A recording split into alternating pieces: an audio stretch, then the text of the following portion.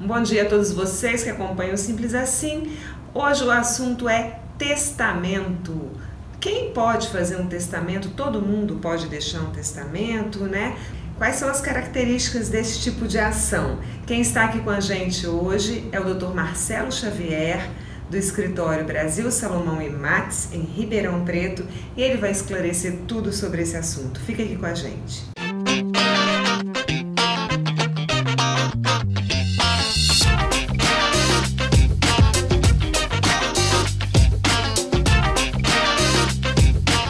Doutor Marcelo, um bom dia, obrigada por receber a gente aqui de novo. E o assunto, ele que sugeriu, muito legal, né? Olá, Renata, olá a todos vocês. Estamos aqui de novo para falar sobre um tema interessantíssimo, né? Testamento, quase ninguém faz, geralmente as pessoas pensam que só quem tem muito dinheiro pode fazer testamento. Mas você acha que deveria fazer? Eu entendo que sim. As pessoas não gostam por uma questão cultural. Quando você fala em testamento, quando você recomenda a alguém que faça um testamento, a pessoa já pensa que, mas você está dizendo que eu vou morrer? Não, não é isso. O testamento é justamente para evitar problemas após a sua morte. Tá, mas aí você faz em que etapa da vida? Vamos supor que é um pai de família, ele já está com os filhos casados, mas está sadio, não vislumbra nenhuma chance de morte aí. E será que é o momento adequado? Os filhos casaram, ele já se aposentou, se retirou da empresa, no caso. Quando fazer um testamento? Bom, primeiro você precisa ter mais de 18 anos, né? Precisa ser maior, precisa ser capaz, ou seja, precisa estar são, né? Em pleno gozo das suas faculdades mentais. E assim, o testamento eu acho que você deve fazer o quanto antes, né? Primeiro a gente tem que pensar que o testamento ele não serve só para questões patrimoniais, ou seja, para dividir bens. Você pode fazer um testamento para reconhecer uma paternidade, reconhecer um filho, para deixar um recado para os teus familiares, para tratar sobre a cremação do seu corpo, sobre pequenos bens, joias, enfim. Então, nessa linha, eu entendo que o testamento ele pode ser feito a qualquer momento. Seja você jovem ou de idade mais avançada, não importa.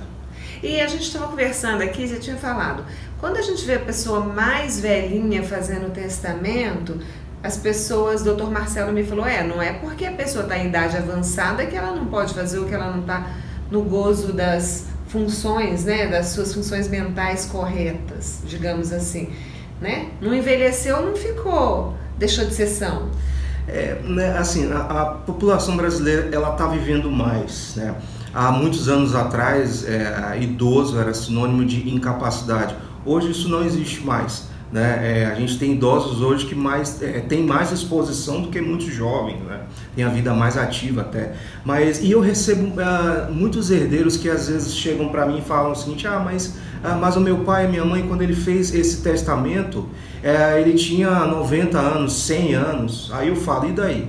O fato de ter 90, 100 anos não quer dizer que a pessoa esteja incapaz, né? Eu já tive aqui testamentos, né, que eu já tratei em processos, onde o testador, né, a pessoa que faz o testamento, tinha 97 anos. E estava super são. Totalmente são. O testamento foi muito bem redigido, foi um testamento particular, né? Então, é muito relativo, né?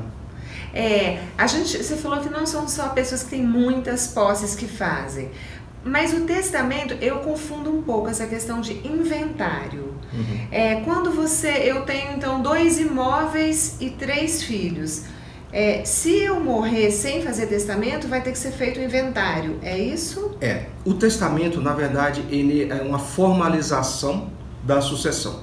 Quando um ascendente falece, automaticamente os bens já pertencem aos herdeiros. O inventário é levar isso para o papel.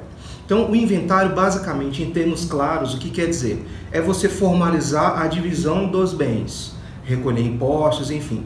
Se você falecer e não tiver feito um testamento, o seu inventário vai ser feito, ele tem que ser feito. E a divisão vai ser feita de forma automática, ou seja, vai dividir entre os filhos, dependendo do regime de bens, o seu parceiro ou parceira vai levar, também vai ser respeitada a parte dele, tá? Mas, então para que o testamento? O testamento ele funciona no seguinte sentido: se eu quiser privilegiar um filho outro parente ou terceiros com um bem ou com alguns bens. Então, por exemplo, eu tenho, vamos dizer que eu tenho um patrimônio de 1 milhão ou 100 mil que seja, tá? Não fizer testamento, eu faleço, isso é dividido em partes iguais para os meus filhos. Agora, vamos dizer que eu tenha uma pessoa que tenha cuidado de mim durante muito tempo, na minha velhice ou numa fase que eu fiquei doente, e eu quero deixar um imóvel específico para essa pessoa. Eu tenho que fazer o testamento para que esse imóvel fique para essa pessoa. Um testamento ele pode ser feito de 3 formas, tá? Basicamente 3 formas. Primeira forma em cartório, que é o que a gente chama de testamento público. Você vai lá, enfim, com 2 testemunhas, o tabelião oficial registra o testamento.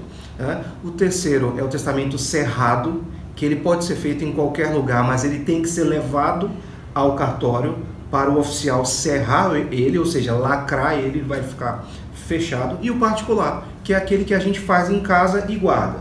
Esse terceiro eu não recomendo muito, porque é um testamento, como o nome diz, particular. Eu faço, coloco na minha gaveta. Se alguém quiser dar fim nele... Exatamente. Se eu falecer, alguém pegar esse testamento, rasgar, até provar a existência, o conteúdo desse testamento é muito difícil.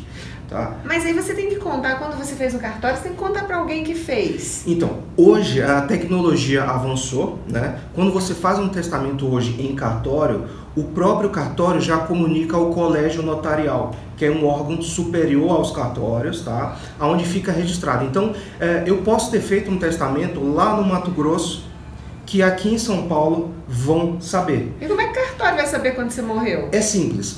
Um dos requisitos para que você faça o inventário é justamente apresentar uma certidão negativa de testamento. Então, tanto em cartório quanto em juízo, os meus herdeiros, quando eles fizerem o inventário, eles vão ter que apresentar essa certidão. Se houver um testamento feito em qualquer lugar do país, essa certidão não vai ser negativa. Vai acusar lá que há um testamento feito em tal lugar.